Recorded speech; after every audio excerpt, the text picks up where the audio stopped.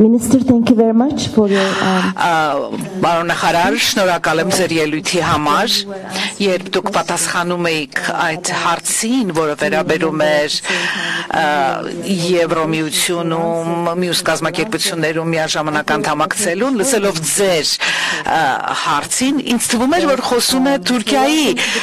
արտգործնախարարը, բայց ողջունում եմ ձեզ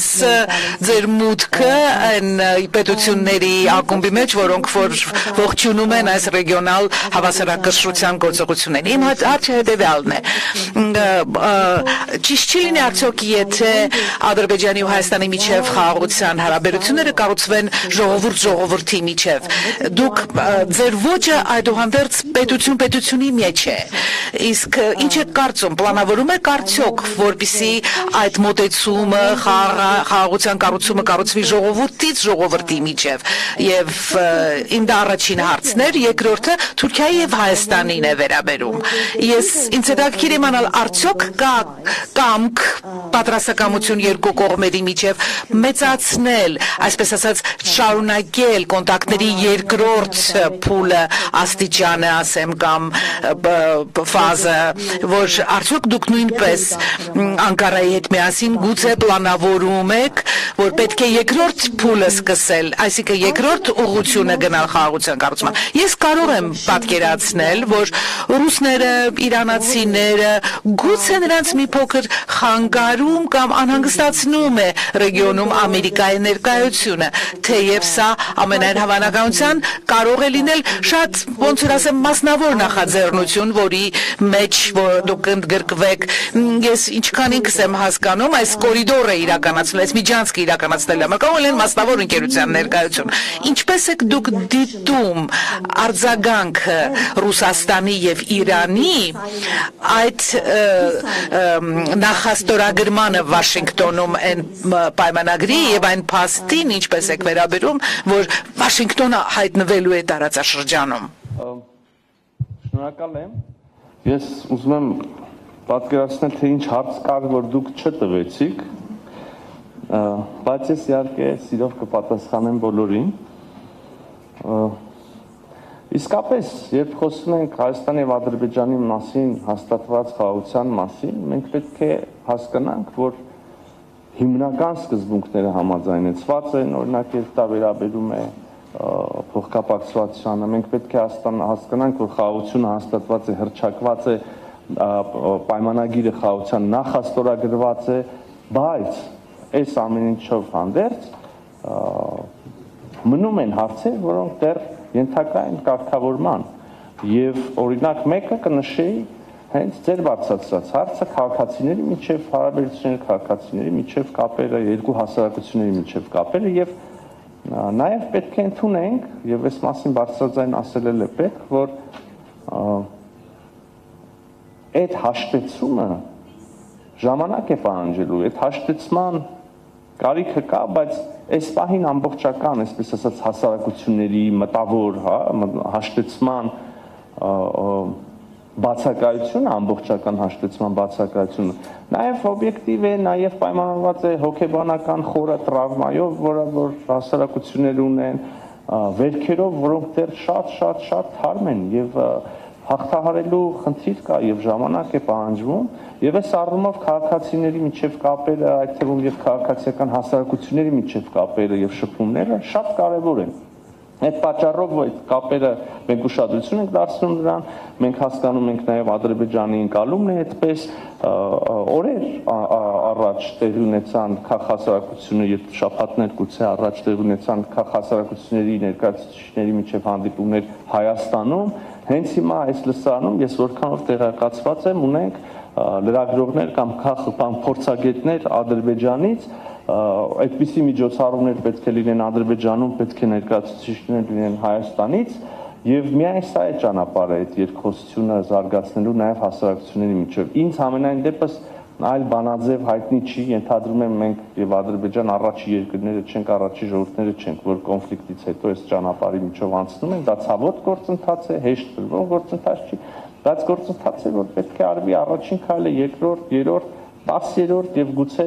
չգիտեմ, 1 տարի հետո մենք հանդիպենք եւ ասենք արձանագրենք, թե ինչպիսի էական ուրեմն տարբերություն կա այդ պահի դրությամբ համեմատած այսօրվա, այսօր այդ էական տարբերությունը կա համեմատած 1 տարի առաջվա։ Այնպես որ շարունակելու ենք մենք որպես կառավարություն համենայն դեպս եւ խրախուսելու ենք այս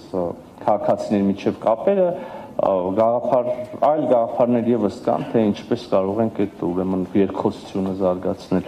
Ինչ վերաբերում է Թուրքիային, հետաքրքիր նրբերանգ կա այստեղ։ Իմ կարծիքով Թուրքիայի հետ մեր երկխոսությունը կամ Թուրքիայի հետ հարաբերությունները այս առումով ձեր նշած ասպեկտով հայելային հակապատկերն են Ադրբեջանի հետ եղած իրավիճակի։ Ադրբեջանի հետ, այս նայեք ինչ նկատեմ, Ադրբեջանի հետ մենք ունենք կառավարությունների միջև հաստատված խաղաղություն, համաձայնեցված սկզբունքներ, գործընթաց, որը պիտի շարունակվի, հա, առանձին հարցերի շուրջ։ Եվ քիչ առաջ ձեր բարձրացած հարցով մենք խոսում էինք այն մասին, որ պետք է ջանք գործադրվի նաև հասարակությունների միջև, մարդկանց միջև, ուրեմն այդ հաշտեցման ուղղությամբ։ Թուրքիայի պարագայում ես կասեի ճիշտ հակառակն է։ Տարիներով, տասնամյակներով փակ սահմանների պայմաններում մարդիկ գնացել են, այցելել են իրար, առևտուր է եղել եւ կա շատ շոշափելի, խնդիրն է նա եղել, որ այդ առևտուրը երրորդ երկրով է անցել։ Թռիչքներ են եղել եւ այսօր էլ կան, պայմանավորվածություն կա ավելացնել թռիչքները, հիմա եւ դեպի Երևան եւ իմիջիալոց դեպի Գյումրի եւ ըստ այդմ Թուրքիայի քաղաքներ, Ստամբուլ, ենթադրում եմ Անկարա եւ այլն։ Այսինքն այդ խնդիրը մենք Թուրքիայի հետ երբեք չենք ունեցել։ Թուրքիայի հետ խնդիրը եղել այն, որ սահմանը եղել է փակ եւ դիվանագիտական հարաբերություններ չկա։ Հիմա ես պետք է ուրախությամբ արձանագրեմ, որ Թուրքիայի հետ մենք ունենք շատ, իսկապես շատ ինտենսիվ եւ բովանդակային քաղաքական երկխոսություն։ Եվ դա այդ գործընթացը եղել է շատ հանրային, բոլոր հանդիպումները, վարչապետ Փաշինյանի այցը Թուրքիա, իմ այցերը եւ մասնակցությունը Անտալիայի դիվանագիտական ֆորումին, չգիտեմ, Թուրքիայում տեղի ունեցած այդ ողբերգական երկրաշարժից հետո Հայաստանի արձագանքը, փրկարարների գնալը եւ բազմաթիվ բաներ կարող ենք նշել։ Հիմա նաեւ փոխգործակցության եւ վստահության ամրապնդման այլ միջոցներ եւս քննարկվում են մեր եւ Թուրքիայի կողմից։ Իհարկե բոլորս հասկանում ենք եւ ես սկսեցի դրանից, որ բացը այլ տեղ է, բացը դիվանագիտական հարաբերությունների բացակայությունն է եւ բացը փակ սահմանն է։ Հիմա այդ բացը պետք է լրացվի։ Սա է պակասում։ Շատ էին հարցերը, նաև ամերիկյան, եթե թույլ կտակ, չգիտեմ, ժամանակ եթե ունենք, ես չի ուզի անպատասխան հարց թողնել։ Ամերիկյան ներկայությունը տարածաշրջանում եւ Ռուսաստանի եւ Իրանի ընկալումները։ Ուրեմն ամերիկյան ներկայությունը տարածաշրջանում նոր չի։ Հայաստանում էլի կան ընկերություններ, որոնք ունեն ամերիկյան մասնակցություն եւ այլն։ Հիմա եթե մի խոշոր կան նաև, չգիտեմ, արգենտինական ընկերություն կա, ֆրանսիական կա, չինական եւ այլն։ Նրանցից շատերը ունեն շատ էական, ուրեմն խոշոր մասնակցություն էական ենթակառուցվածքներում, ակնհայտ հրապարակային ինֆորմացիա երևի չարժի ժամանակվատներ թվարկելու վրա։ Հիմա այս նոր, նաև չեմ ուզում ժխտել այն ինչի մասին, որ խոսում ենք եւ նոր պետք է բացվի կամ վերակառուցվի կամ կառուցվի, օրինակ երկաթուղին Հայաստանի եւ Ադրբեջանը կապող։ Իհարկե շատ մեծ քաղաքական ուշադրություն է հրավիրում եւ չեմ ուզում ասեմ դա մի ստանդարտ այնպիսի բան է, ինչպես օրինակ չեմ կարող ասել ջրային ռեսուրսների կառավարման ինչ-որ բանը կամ օդանավակայանում որևէ բանի, հա, կոնցեսիոն կառավարման, հա, իհարկե տարբերվում, հա, եւ շատ լավ է, որ այնպիսի երկիր, ինչպիսին Միացյալ Նահանգներն է, հետաքրություն ունի,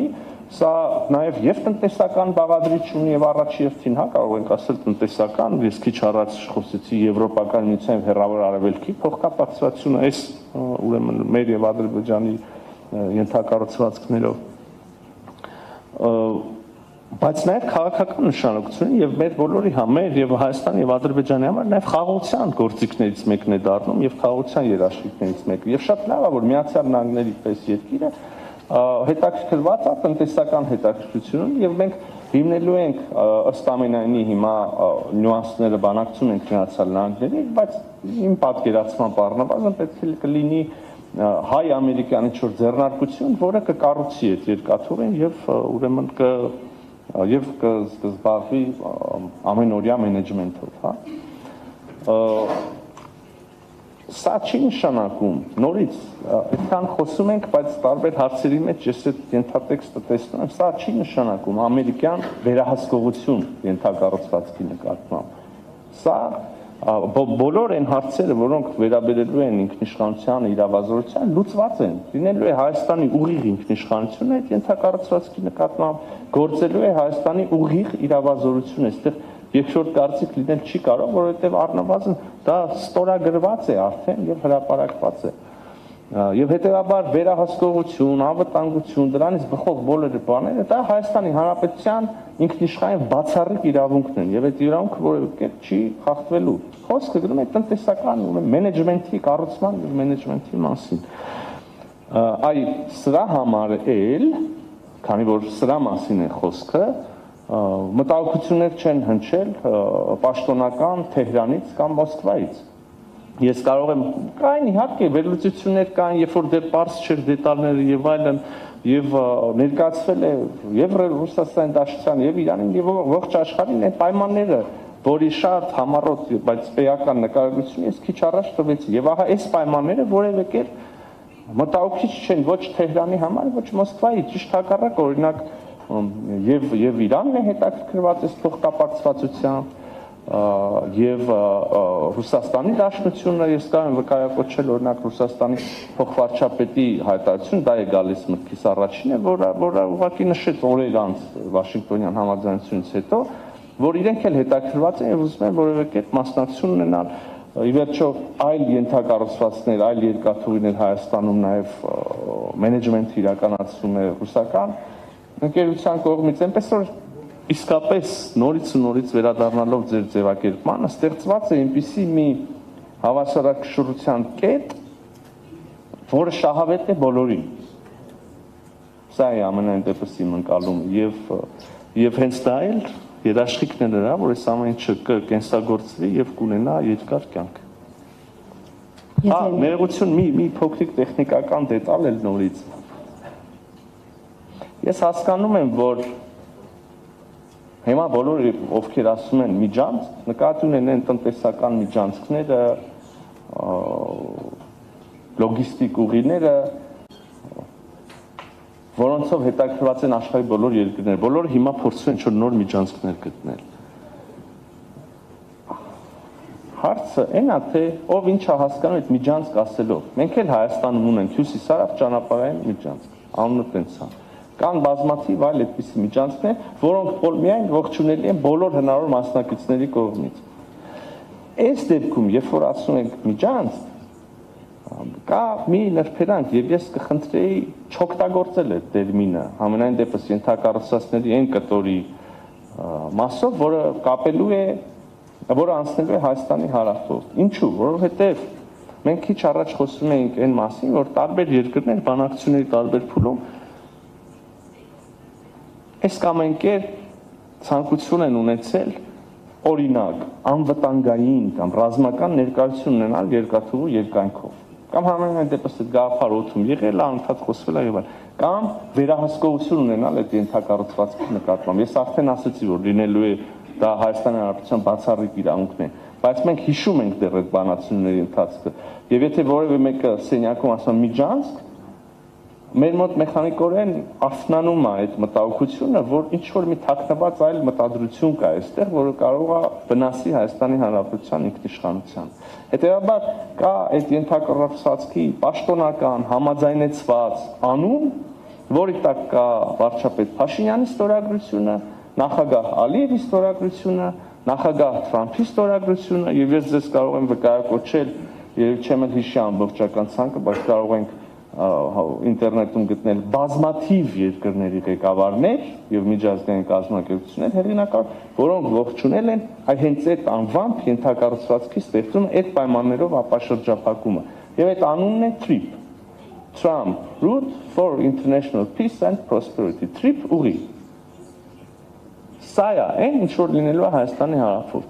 Մնացած ով ինչ սիրած անուն ունի իր մտքում կամ ով ինչ բան է գրում, երևի կիրառելի չի մեր հանդեպ։